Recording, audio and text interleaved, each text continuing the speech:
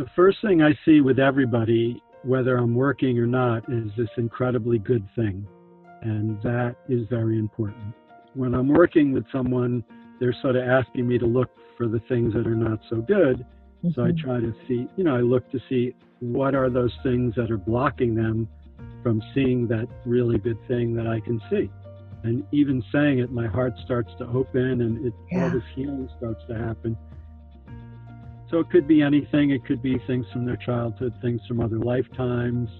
There can be, stuff they picked up from other people or. Yeah.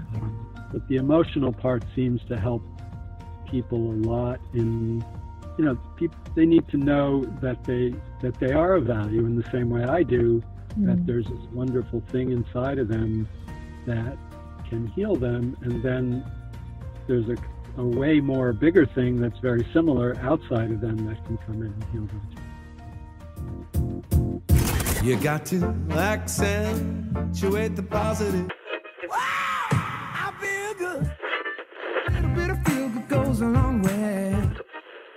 You're listening to Karen Swain, teacher of deliberate creation, accentuating the positive, showing you a way to a better life. Accentuating the positive, it's not this fad, it's sanity. Who in their right mind would accentuate anything else? If you feel like that's what you want to do.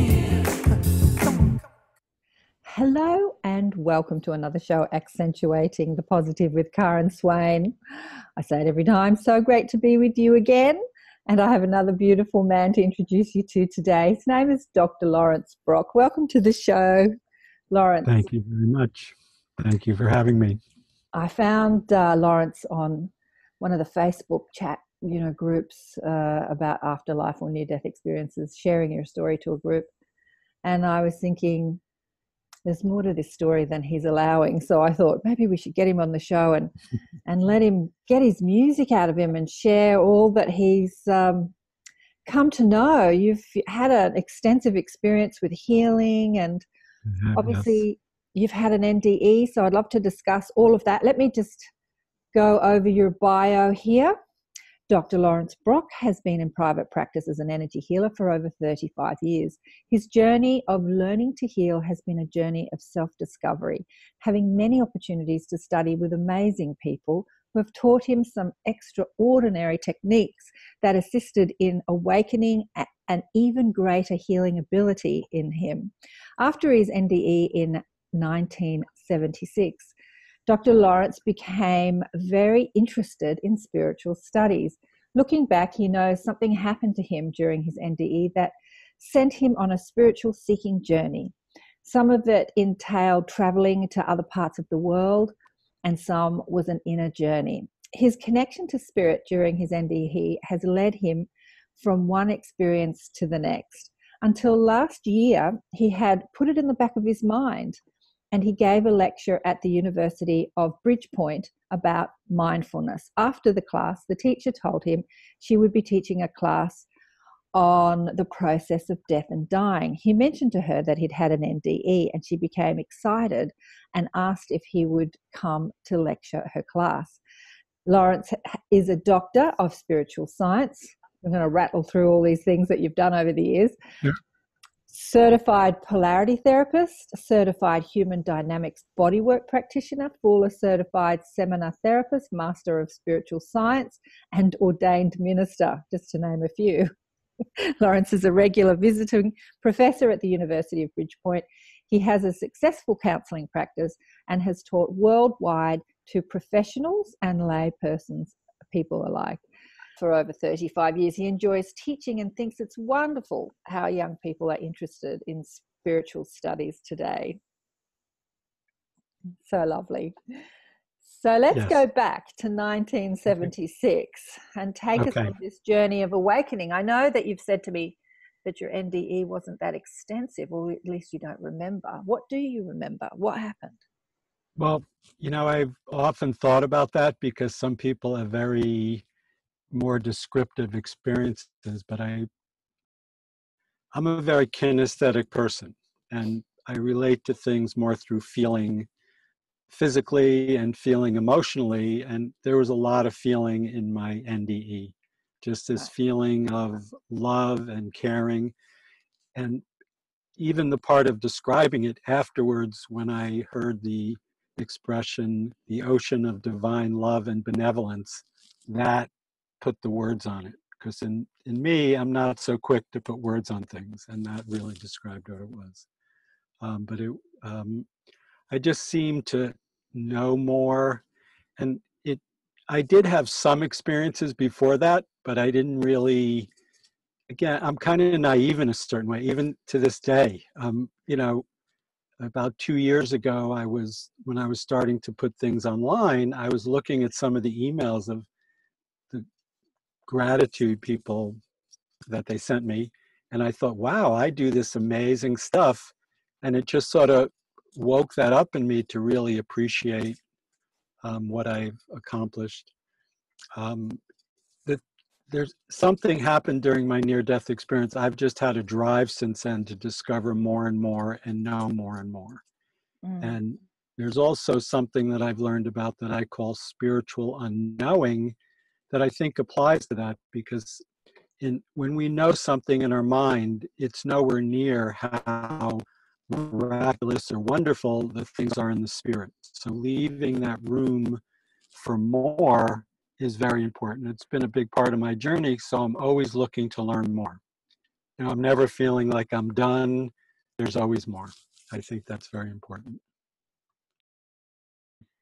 Okay, a few technical issues. So who was Lawrence before you had your NDE? What were you doing with your life?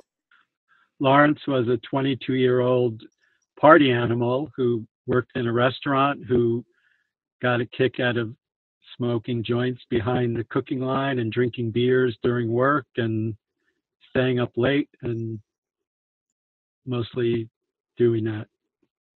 So not living a very healthy lifestyle. Were you living at home with your parents at the time? Or were you? I was living in Colorado. I was working as a chef and lived with my friend.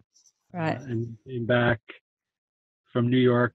It's about 2,000 miles away from where my parents lived, but I came back to visit them, and that's when the near-death experience happened. How did it happen? I was invited to a party by this young lady that I sort of liked, and I was happy to go. So I went to the party. I drank some and did some other mind-altering type substances, but I thought I was okay to drive back. But I actually told the girl I was too drunk to drive home, even though I didn't feel like I was at all. When I was looking back to my parents, I realized my sister needed the car in the morning, and so I went back to the party and got the car. By then, I was definitely too high to be driving, so I drove home, and about halfway there, I fell asleep and drove into this big tree. I used to have a picture of the car, and if you would see it, when I saw it, I couldn't imagine how I survived it all. It was so smashed. And of course, there was a little tiny dent on the tree. So what happened to your body? You must have smashed it up good. And my head was very smashed. I still have a scar. Most people don't see it, that goes here all the way back. Wow. And when my dad came to the hospital, he said, this skin was like leaning back. He could see my skull and everything. And yeah, I had a lot of bangs on my body, and I definitely still feel it. Most of it was on the right side. I still feel some of the injury. Actually, not still. As I've gotten older, I can feel some of the bangs even more. And along the scar, there's some points that are very sensitive that never really bothered me when I was younger, but now do. Oh, that's interesting. It's interesting. When I posted something about this online, one of my friends made a funny comment about how it's a dramatic or traumatic way to do what we call soul travel. So there are ways to do what happened during my near-death experience without injuring my body so much, that I've learned since. Oh, absolutely. Reading your some of your story and some of the things that happened to you afterwards has completely happened to me without any sort of injury. So, just meditating, you can.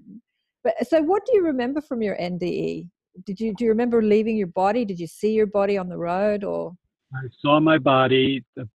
Police had pulled my body out, I assume. Well, I saw policemen leaning over my body. I was in the white light, not going into the white light. And I just saw it there, but everything felt so good. It didn't even seem, I wasn't upset, and it just felt warm and loving, and there was this feeling of just understanding everything. I'd like to say it was knowing things, but it was more understanding. It was directly to the feeling part of loving and caring and warmth and understanding in a way that I had not experienced before that in my life. Mm. And when you came back into your body, did you retain that understanding, or was that gone? I still have that understanding. I did retain it, and I still to this day seem to have a choice about going into my thinking about the world or that understanding. And I mentioned the spiritual unknowing. There's not a lot of words in that understanding. It is just an understanding that things are good. And when I work with people, I know how to help them. And then sometimes they'll ask me a minute later, what did you say? And I really have no idea. So, and it's also it's a discipline, because if my ego comes in and starts talking, sometimes I'll lose the information. And so I'm talking to someone acting like, oh, I know what's going on, and then I'll lose that stream of information. So it's an ongoing discipline of sort of being mindful, but it's more being heartful and being in this loving place and trusting. As soon as I do that right now, I start to shake, and this energy comes in that I've discovered is healing for me and healing for other people. So during your NDE, you didn't, or you don't remember talking to guides or doing life reviews or anything like that. You just remember being in the light. I don't remember a life review at all. There was a master there that, again, I didn't get many words about it, but when I met this Sufi sheikh, that he was the first teacher I met after that, and he started talking about Jesus's mother Mary and how open she was to the Christ. That just really that was it. And that who I talked to was Jesus, and that the feeling of benevolence was somehow connected to Mary. Mm-hmm. And I didn't know that during the time, but those are the words that seem to line up with it the most. And I'm a little reluctant to use those words because people identify that with being Christian. Mm-hmm. I know my experience transcends religion, so I work with people of all different religions, and sometimes, I'm more than willing to use the words that they would use to describe that feeling and that knowing and that. So when afterwards I start to notice this thing in my hands, it would get warm, and it just helped people feel better. And I have learned how to handle that. So now what happens? Sometimes I touch people, they feel warm to me, and they report that my hand feels warm to them, but my hand does not feel warm to me. Sometimes it's more just like a vibration, and this tingling comes in.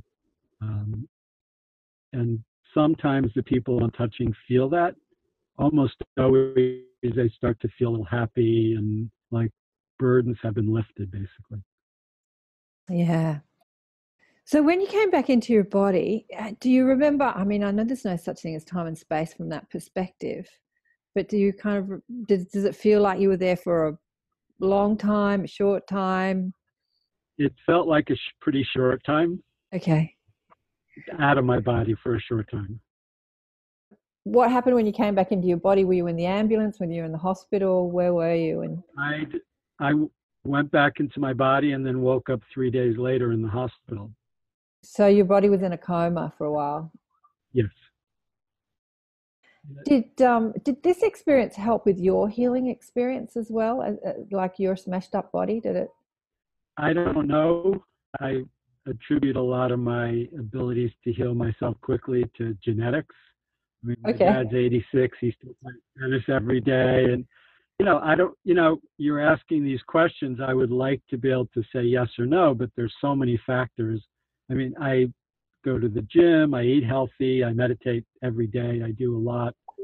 Actually, part of my doctoral program was tracking things to try to come up with specifics of do this and then this. And I didn't even come up with anything all those years of school. And when I was talking to the chancellor of the school, he said, that's because you don't track. And I looked at him. I was so diligent in my tracking, but the truth is I cheated. Like if I was tracking exercise, I made sure I exercised a lot. If I was tracking drinking water, I wasn't being a neutral tracker to come up with. Yeah, what I mean was when your body was healing after the accident, did that, energetic experience in the afterlife help your broken body heal quickly? Do you remember, or maybe you weren't thinking about that at the time? I don't know. I wasn't thinking about that. I do know, I remember very specifically the neurologist coming in there and making this look on his face like he was amazed that I Survived. Yeah. You're so lucky. Okay, so you're obviously here for a reason. You weren't going anywhere. So take us on the journey after that. You said that you've, met many, like there was just this synchronistic journey from one teacher to the next to the next.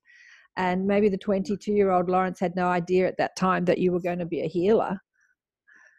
That is true. I did not. So after I was a cook in Colorado for a while, I did come back back to New York and worked in my dad's electrical contracting company. And one day I was driving to one of the jobs to check on, it was a pretty big company. I was in the management and to check on the job.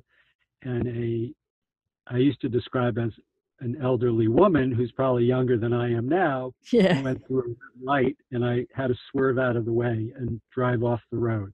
And there was a big rock that I hit in the bottom of the van.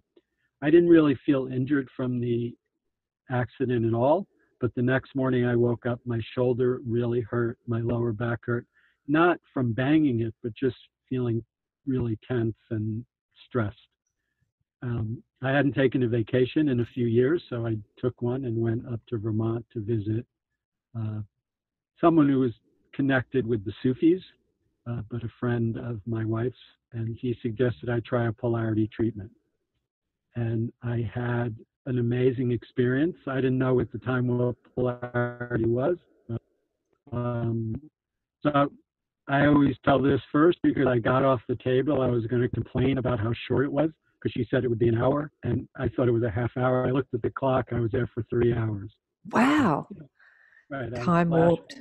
My childhood, and I did feel, even though I was only in my mid-20s, my body was, I was very stressed from working so much, but I felt 5 years younger, which was, and she suggested I try, she knew someone near where I lived who did polarity, so I followed up.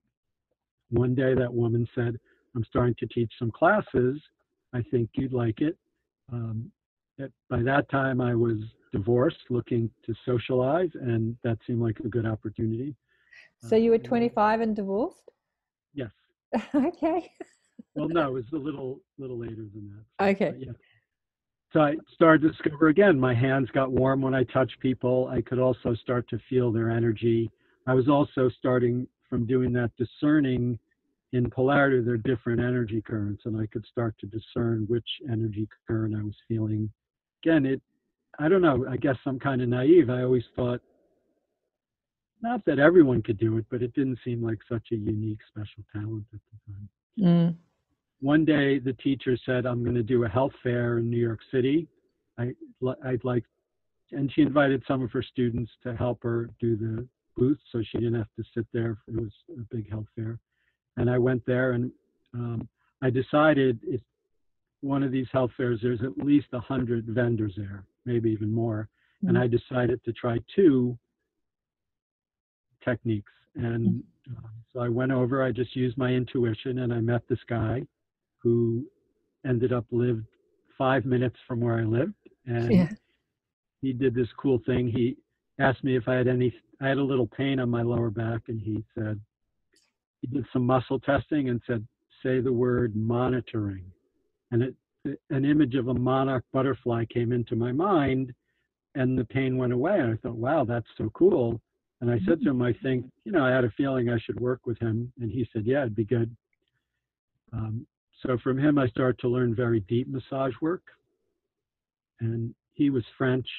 He would always say to me, you need to be more arrogant. And part of it was what I'm describing as being naive. It's like starting to own my abilities. And, and I've learned, at the time, I thought he didn't quite know what that word meant, but I still know him. He's super smart, and he did know what it meant. But there's a part of this of really owning what I know. A lot of times people come to me and they know a lot too, but I basically know more. One of the things that I liked about you, and I saw you trying to get your story out of you, your music out of you, was the lack of arrogance. And I just saw a man who has a world of experience, who really doesn't have that arrogance to really say, listen to me. I want to talk all about me. It's all about me and who I am. Like you're sort of so behind. You're just quiet. You're one of these quiet achievers. You just do your work. And so that's what I was attracted to, the lack of arrogance. So I don't agree with him at all. I don't think you need to be more arrogant. He's kind of arrogant. So, no, there's the part of, feeling comfortable with what I know, and then acting like it's better than what someone else knows. So I think arrogant is thinking that you know more than the other person. And I might know more about what I know about, but everyone has wisdom about something. That's my opinion. Yeah, exactly.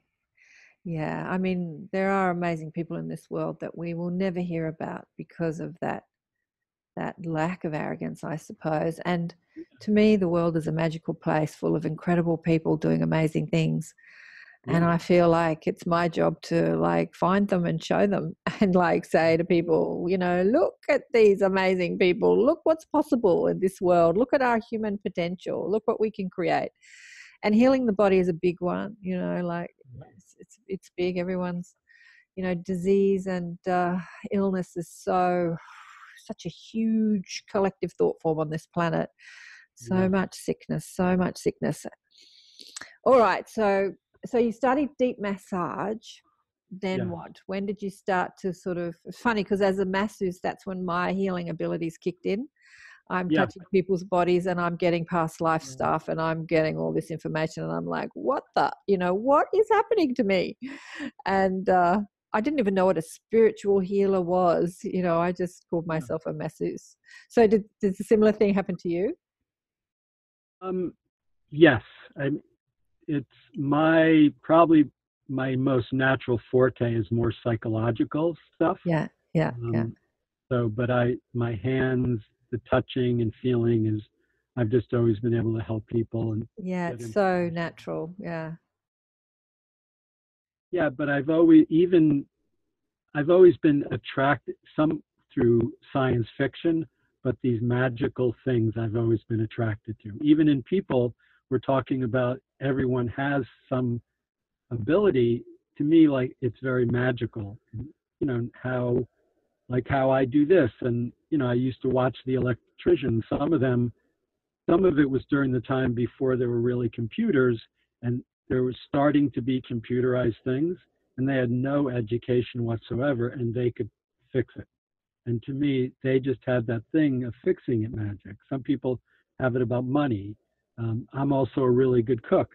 That's something, so I was a chef, and my son's an artist. He creates these magical athletes. I know some athletes that are, high level athletes. They have that magical thing in them. I love it. We're all tapped into the stream of pure positive energy, of infinite potential, of infinite creative potential, pure consciousness. And whatever we give our intention or attention to when we're tapped into the stream, we can create miracles, magic, genius, whatever you want to call it, whether it's in healing or art or mathematics or physiology, Right. like physics or whatever. When you put attention to joy or to interest or to passion, Right. and you focus your attention from your intention, you focus your attention, and you're tapped into that stream of pure positive creative potential, anything is possible. Anything is possible. And many of the magic, and many of the kids coming in today, they've telekinesis, they can move things with their minds, and they're tapped into the psychic internet. They're all on the internet talking to each other psychically. It's just incredible what's possible. So you started to perceive people's thoughts and beliefs as like I did when you were massaging, and that took you on another journey. Where did that take you? So I started to meet. Well, I met the Sufi sheikh who was always sort of goofing on me, actually. But he said, "You're a sensitive." That's what he called it. Right. And he said to me right from the beginning, "I'm not really your teacher, but you could hang around me." And he would say, "Until we find you someone." And Interesting. but I learned a lot from him. I met this guy who did these aura healings with candles, who I studied with for a while. I met this woman, her name was Lotus, who I would study the Bible with her, actually. And she had me do tarot readings with cards. Then I got into electronic stuff, so I was studying with doctors and, very smart people. So using advanced biofeedback devices. Then I started meeting a lot of spiritual people, and I just keep learning and learning. What did the Sufi sheikh teach you? Well, he also kept saying to me, "You don't need to know that," and that is something that is very important to me, to allow.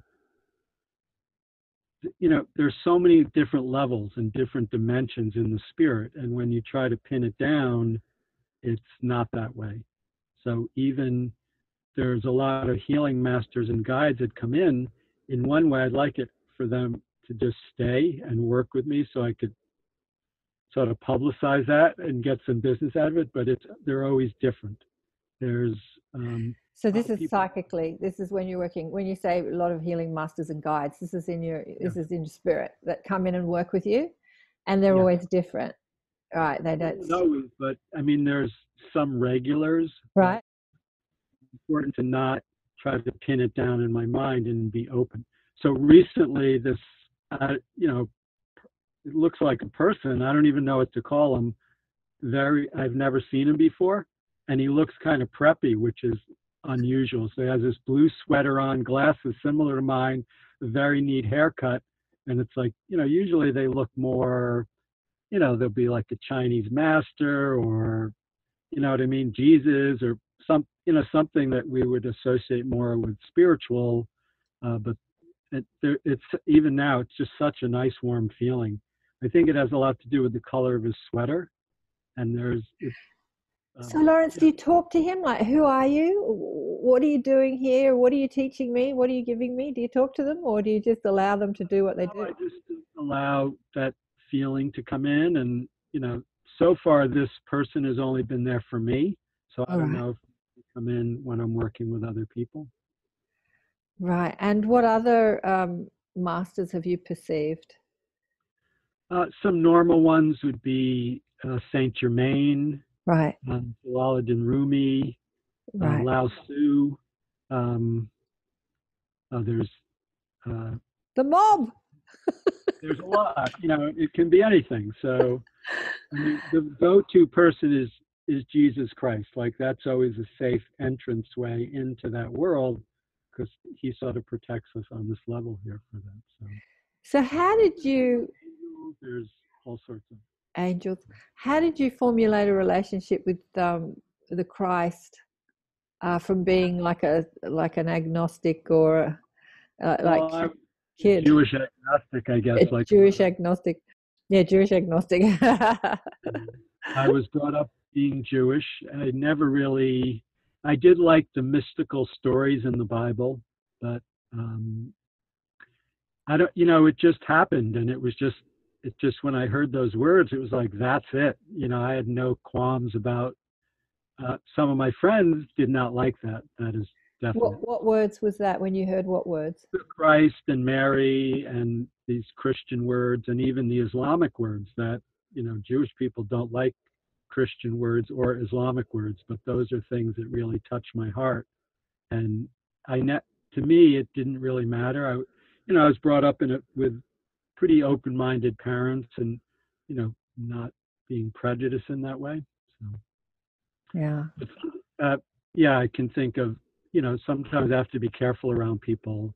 There was one time I was working with this woman who is a reputable teacher in the Hebrew community, and there was masters coming in that were not Jewish, and she did not like that.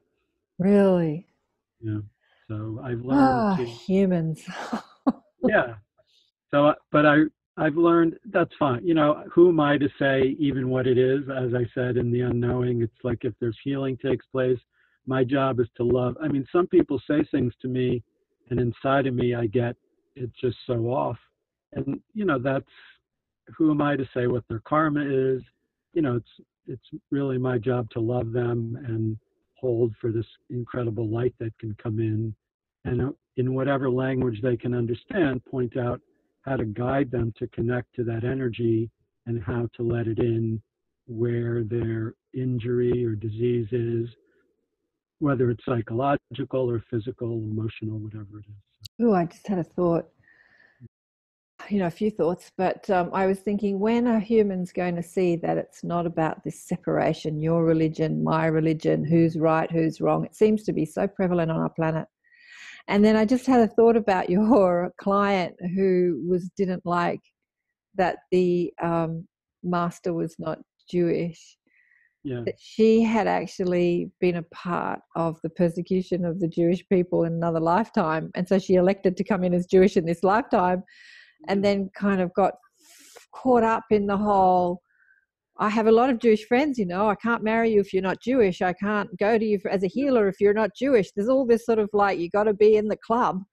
But it's in most religions. It's in every religion. So we're talking about Jewish, but it's, you know, a lot of the Catholics. I mean, you know, even the difference within the different Christian faiths, like being Catholic or being Christian, some people, I'm single and I met this woman online who was Catholic, and even though a lot of my beliefs would be considered Christian, she just didn't want to date me because I wasn't Catholic. Oh, right. Okay. Oh, it wow. It's our prejudice. Okay. We need to get Lawrence a girlfriend. Anyone out there? I'm working as a matchmaker right now, Lawrence. Okay. That I'm all on board with, definitely. Now, what part of the States are you in? Someone close to you? New Jersey. New Jersey. All right, beautiful healer. Forget about online dating. Just come on the show, all right? Yeah. I have a lot of women, probably, you know, older women watching the show. You never know. Yeah. I'm a Libran matchmaker.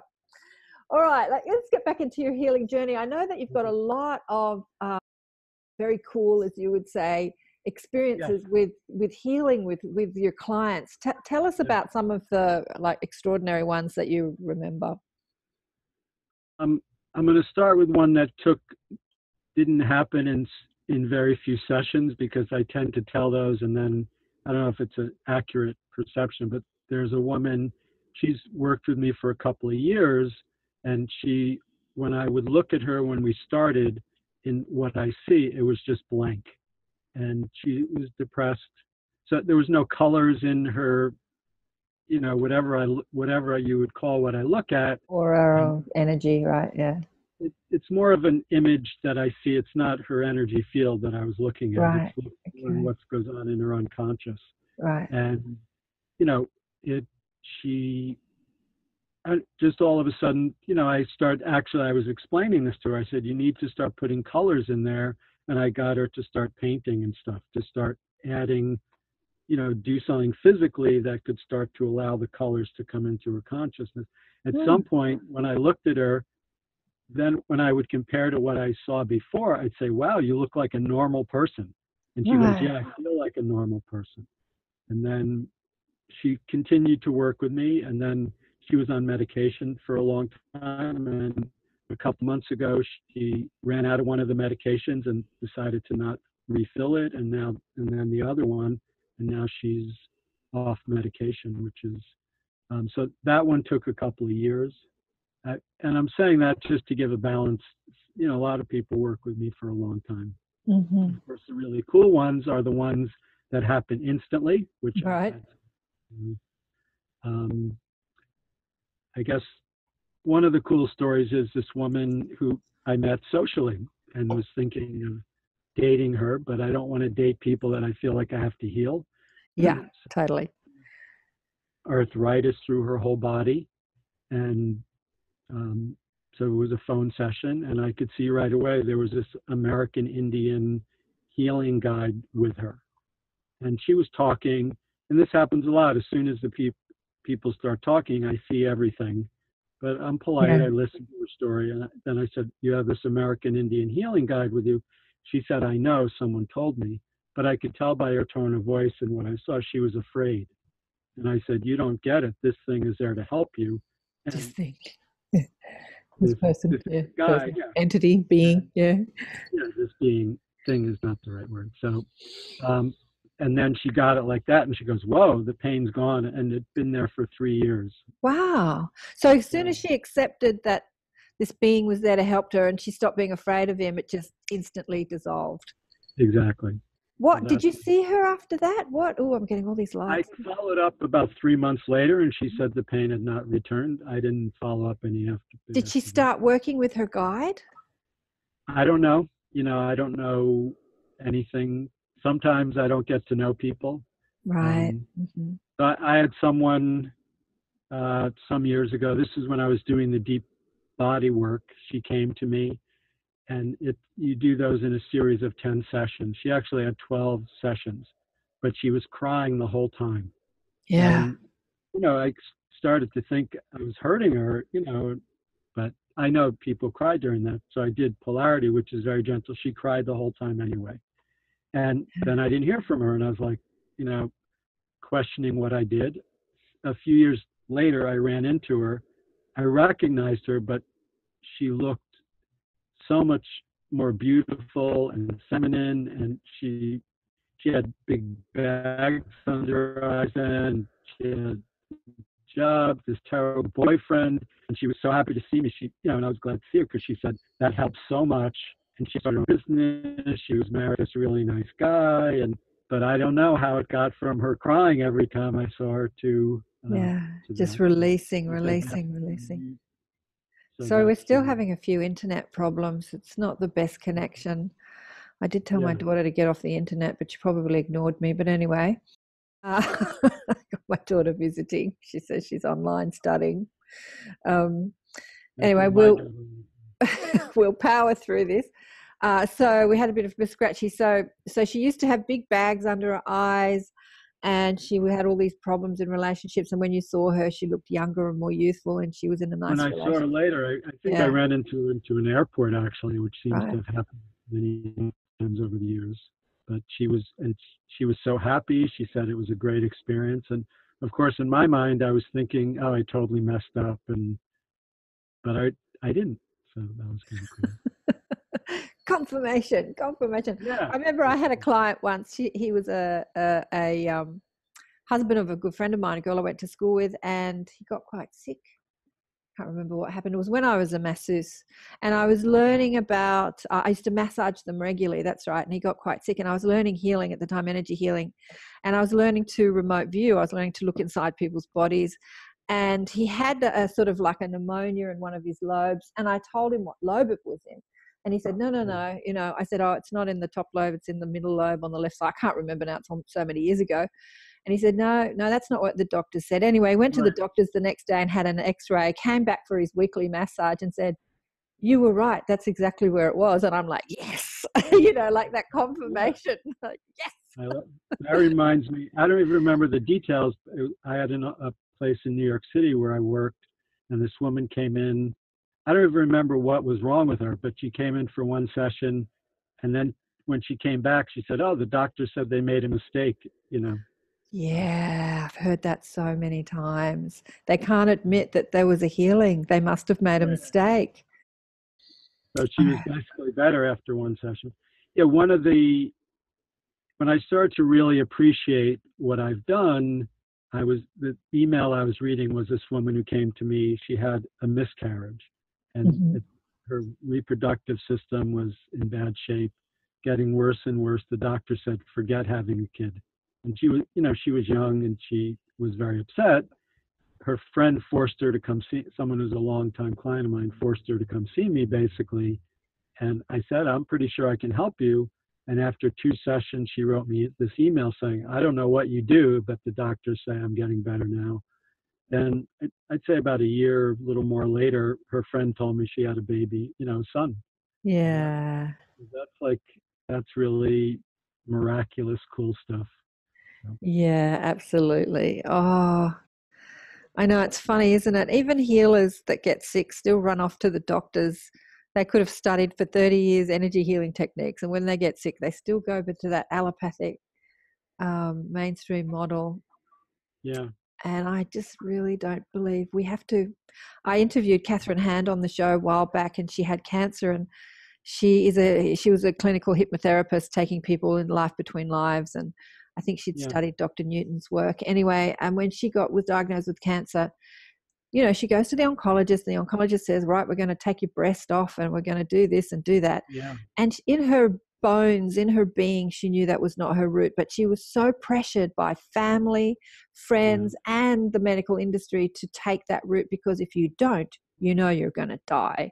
Anyway, so she didn't. And the last minute, the day before the operation, she cancelled and she started doing emotional healing techniques. She's like, "What do I know? Like, I've been looking at healing all my life. What do I know? I know tapping, I know how to reach in and find those emotions," and which is a lot of the work that you do today, isn't it, Lawrence? You work with people's emotions. And it is. I mean, that's the thing I can talk about the best. So it is. Let's talk about it. Okay. I've seemed to, I guess being an empath was something that happened when I was young, just feeling a lot of stuff, and until I learned how to handle it, it was not. Yeah. You were already an empath before you had your NDE, right? You said you had a couple of experiences, and probably that's why you were getting drunk a lot, because you were trying to cope with feeling so intensely. Probably right. Yeah. I mean, I would feel things, and even now with my daughter, I can sort of tell what she's thinking and feeling. She goes, "You can't tell." Yes. My daughter's like, "I bet you can't tell what I'm thinking." Like, it's funny because you don't hear their thoughts, but you feel their vibe, right? So you don't know the words behind it, but you know exactly what they feel. That's what an empath is. And it's like, she's like, "I bet you can't read my mind. You don't know what I'm thinking." And I do know what she's thinking, but I don't know the words, but I know the vibe. You know the feeling, Yeah, I know the feeling. I know if she's happy or sad or frustrated or upset, or anybody. I know if anybody's like that. In fact, like you, Lawrence, and I didn't die for this to happen or have an NDE. Not that I remember anyway. I can just get like the information about anyone. If I look at a photograph, like anything, it's just coming to me. And sometimes I just have to stop, like, because it's not a part of my day. I'm at the supermarket, I start looking at someone, I start asking questions like, "Oh, that looks interesting, she looks interesting," or something, and then all this information starts kicking in. Is that like you? Yes, and I've learned to basically mind my own business. Sometimes I have no choice. Yes. Also, something I find frustrating is people call me to talk about my work and find out about it, and they get healed. Then I don't get to make any money, which I've done that so many times, Lawrence. I can't tell you. I really had to learn boundaries around that. I would spend an hour, 2 hours on the phone giving people everything they needed. I remember one woman, sorry to talk about me, but I remember one woman ran up, she said, "I'm thinking about having a healing session with you. And then she launches into her story, right? And then I'm giving her all this advice, and she goes, oh, that was really helpful. Thanks very much. And then she goes to see a channeler. She has a 15-minute phone consultation. She pays this woman 250 Australian dollars. She rings me up a week later and she's like, oh my God, I had the most amazing channeling session with this woman. Right. And then she tells me what the woman said to her. It was exactly what I had said to her. And I'm like, okay, what was happening here? One, she was receiving free information, and so she wasn't valuing it because it wasn't a session. And the other one, she had paid an exorbitant amount for a very short period of time. So she'd put great value on this woman, and she had received the information, whereas she hadn't received the information from me. And I'm like, now this, it was really upset me at the time, but that was a lesson. That was a really powerful. I had an experience recently with someone who saw me on one of the Facebook groups. Right. She contacted me, and when I told her how much I charged, she said, I can't afford it. Right. I'm willing to check to see. Like, some people can't, most people can. But I got to charge her a little bit less. And I told her, and she said, I still can't afford that. I said, well, I was very clear about that price. And then she called back, she messaged me back a few minutes later and said, okay. And instantly she felt something shift. Right. And then she paid the money, and in the next few days, again, she felt the energy come in. So her irregular heart rate changed, her eye, this was even before the session. And she had already paid me, and I'm glad, because then she came back and said, oh, because she got a lot of healing already, she said, maybe I won't have the session. I said, no way. But, it's because part of it is wanting to help people. And then it is, how do you take care of yourself? It's interesting because at the time that was happening to me, I was thinking it was all about me and my lack of self-worth. Yeah. But it wasn't. It's actually about people taking responsibility for their own healing.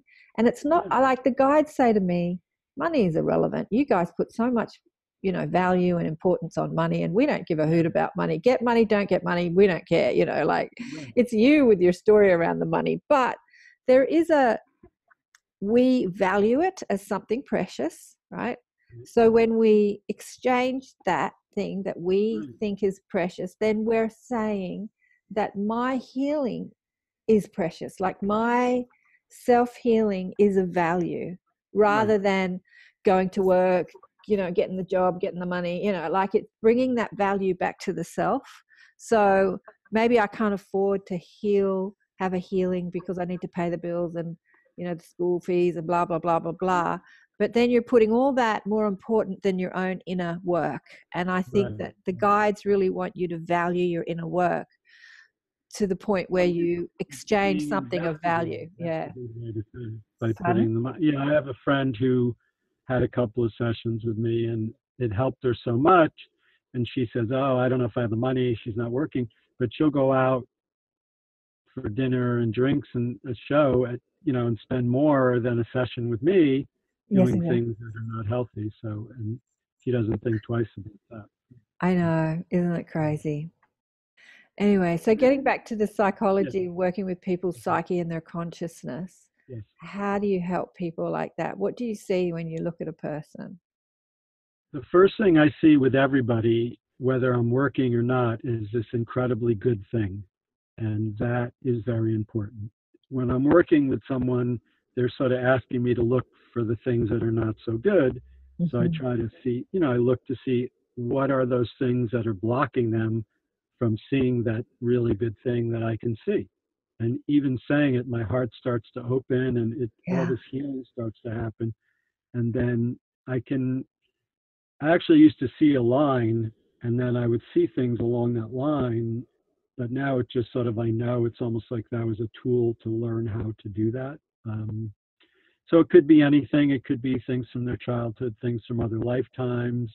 There can be, stuff they picked up from other people, or but the emotional part seems to help people a lot. In, people, they need to know that they are of value in the same way I do.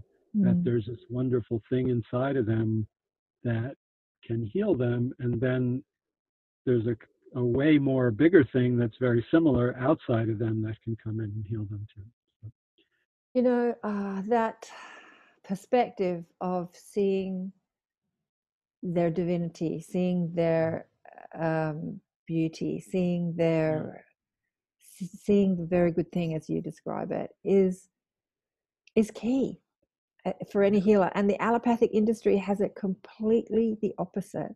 When you come in for your illness treatment, not your health treatment, but your illness treatment, Right, the doctors focus on the illness. They focus on the problem. They put all their powerful attention on what's wrong. They give it a label, and then they accelerate and expand that thought form so that the illness pretty much gets worse. People could be living with cancer for years, and then a doctor gives you a diagnosis, and now you're sick. You know, like they could be living with cancer with no pain, maybe a little tiredness, and then a doctor gives you a diagnosis, and then you start to be a sick person, whereas before you were just tired. And it's just the way the world needs to change. We need to understand the power of focus, and that what we give our attention to, what we give our focus to, expands. And that's exactly what you're doing. You're focusing on their divinity. You're focusing on their perfection. You're focusing on their... I remember hearing about Sananda Jesus, you know, the miracle healings, was that when he looked at the leper dripping with illness, he didn't see the illness. He didn't see the illusion. He saw the soul. He saw the soul, who the soul was or is, what the soul is up to in this lifetime. And his power of focus was so intense that as he gazed upon you, only seeing your soul, that the physical body would just instantly heal. And I just think that's it. That's where it's all about. Those healings are the very super cool stories. And I use a lot of adjectives and adverbs because there is no way to explain it. No matter what the words are. It does start to get into religious words, but it is just something that is such a blessing, and it's just really miraculous, you know. So what would you like the world to know? What would you like people to know about themselves and the world and healing? That's a tricky question. I would like to say that everyone has a soul and there's something good in them. But a lot of people think that, and they're not really connected to that thing in them. So it would be hard to say it. You know, I mean, world peace. I don't even know where to start with that. There's too much. So but to me, there's a part of me doing what I can do in that way of, you know, seeing that good in people and learning to set the boundaries when I need to. I have people in my life that I need to set boundaries with, but I want to be able to see that good thing in them at the same time. And it's a little tricky because inside of me, it's like this joyous, wonderful thing. But then I need to remember this person's probably not going to do something very nice to me. So how do I go and, you know, it's staying within my own strength and understanding I can still be kind to them, even though they're, and I would probably use a swear word, something, you know, doing something not nice. And, you know, it's, that's, you know, we could talk about that for hours. What would you like the world to know? I guess that good is possible. And, you know, a lot of people are afraid that if you take those risks of coming from that place of giving and loving, that people will take advantage of you. And you sort of have to start the ball rolling as much as you can and do that. That's what I think. That's what I would like them to know. That not to be afraid of being kind and generous. Yes. And to understand how to do that in a way and not be taken advantage of too much. Not be taken advantage of. Well, like attracts like, doesn't it? So when you're kind and generous from an authentic place, not from a please like me. If I'm kind and generous to you, please like me because I don't like myself. If you're kind and generous because you can't be anything but, then you can't be taken advantage of. You just can't. You know, I wanted to say to people when we were having all these technical difficulties at the beginning of this, I had this song going through my mind by Natalie Merchant called Kind and Generous. Yeah. And I said to Lawrence, it must be you. She's singing about you. You're so kind and generous. Keep on telling. Anyway, and it just was going through my mind constantly. And I was like, it was sort of like annoying me because I was trying to think and get mics plugged in and everything. Well, I've had to learn that that's who I am. And whatever other people are doing, I feel best doing that. And if I don't, then I'm not being true to myself. And that doesn't feel good. That's very important. Yeah. Well, Dr. Lawrence Brock, thank you so much for sharing your wisdom with us today. And for people listening on audio, where can they find you? They can find me at lawrencebrock.com. LAURENCE I'll have the link on my webpage if people want to go to the webpage. Have you written any books? Have you got your music out of you in books? No, I don't think you have. Right. No. I definitely. It seems lately people are asking me a lot about that. So I do have a user-friendly version of my treatise about breathing. Oh, we were going to go into the breathing. Maybe before we just wrap this up, we'll do a breathing technique, because you said you'd like to talk about your breathing technique, your healing breathing technique. I guess what I would talk about that's quick and simple that can help pretty much everyone is learning to do abdominal breathing, even though that's not the whole thing. That shift in someone's breathing can make such a difference in how they are physically and emotionally. So basically, you put your hand on your chest and one hand on your belly and breathe, and just feel which hand moves. Yeah, it's pretty much the chest, isn't it?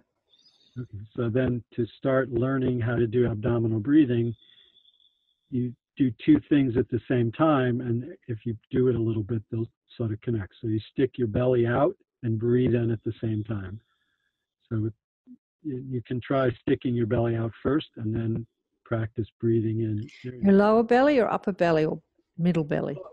You're really not breathing into your belly. You're breathing into the bottom of your lungs, but so either your upper belly or lower belly. Right, okay. It's interesting, when I have spirit that comes through powerfully, I just naturally go into pranayama breathing, which is that deep breathing. I remember learning it when I was young, and then people were teaching me the technique, and I was like, this feels awkward. This feels awkward. Doesn't feel natural. Doesn't feel awkward. And then when I started channeling, I would just naturally drop into that really deep breathing. I was at a friend's place. We were doing some meditation and activation and stuff, and I was sitting there in meditation, I was sitting on the couch, and someone was sitting on the floor in front of me, and the breathing was just so loud and deep. And he said to me afterwards, "You're breathing." And I said, "I'm sorry, I couldn't help it. Like, if I drop into that space, this breathing just happens naturally." Yeah. Most people, when they're sleeping, they do that also. Actually, I can send a link for my user-friendly version. It's for most people, if they practice for a while, they can start breathing like that on a daily basis. And it helps your physical body, obviously getting more oxygen in. It helps relax you emotionally. It massages your internal organs. It can be that. The breathing exercise I developed for my treatise is a little more than that, but to get into teaching it now it takes about a half hour, 45 minutes to do that. Another time. Maybe we'll get you in the inner sanctum and you can teach our little tribe all about your breathing technique in the inner sanctum, which are our online gatherings. Thank you again for coming on the show. It's a pleasure. You have a great way about you. It's nice that you're doing this. Bye for now. Bye-bye. Dr. Lawrence Brock, what a beautiful man. Really genuine, beautiful, healing man. Lovely to talk with him today. I'm trying to get his music out of him. Not always easy. Sometimes people can't always find the words to express what they experience and feel. Not always easy to find the words because, these experiences that we have are so empathic. They're such feeling experiences. And then we have to engage the left brain and put those experiences into legible, logical words that speak to the linear mind. Thanks again for watching another show, Accentuating Positive. Coming up, I've got Dr. Jeff Driscoll on the show, who has just written a book. I have to remember what the book's called, but anyway, it'll be the next show. He was a doctor for many years and a psychic. And so he saw all these amazing things as he was working in hospitals. He saw spirits waiting for people, you know, by their bedside when they were dying, and all sorts of amazing things. So it'll be a fascinating conversation with Dr. Jeff Driscoll, and one of my good friends, Kristen, who's a member of our little Inner Sanctum tribe, saw him speaking and said, "Oh, Karen, you've got to check this guy out." And I did, and contacted him, and yeah, it's such a another beautiful man, another gem amongst us. So that'll be gorgeous, and lots of people coming up on the show. And Barbara Jean Lindsay is coming into the Inner Sanctum in the next month as a guest teacher. She is she was on the show a few weeks ago. She had a near-death experience in the 80s, and then she had that experience with Sekhmet in Egypt. Remember, she's an amazing, cosmic, multi-dimensional, incredible being with a lifetime of experiences under her belt and a wealth of knowledge. So it'll be beautiful to meet Barbara Jean Lindsay if you want to join us in the Inner Sanctum. They're not expensive. They're like $25 a month on subscription, which for people in the US is like $20, maybe even $18, depending on how low our Australian dollar is. And we have a few seminars, a few online gatherings a month. We have a little group. We support each other through our journey, our spiritual journeys. We support each other on our awakening journey. It's really there to help you find your voice, get your music out of you, either getting your music out of you in the Awakening Soul series books, or just sharing it with people in the Inner Sanctum. Some people have been too scared to share their experiences or even their awakening journey. You know, you've got people to talk to that don't think you're crazy and have been through experiences that you're going through. So join us in the Inner Sanctum, or come and have a personal session with me or Dr. Lawrence. He sounds like a beautiful healer. And yeah, thanks again for watching. Love you all. Bye for now.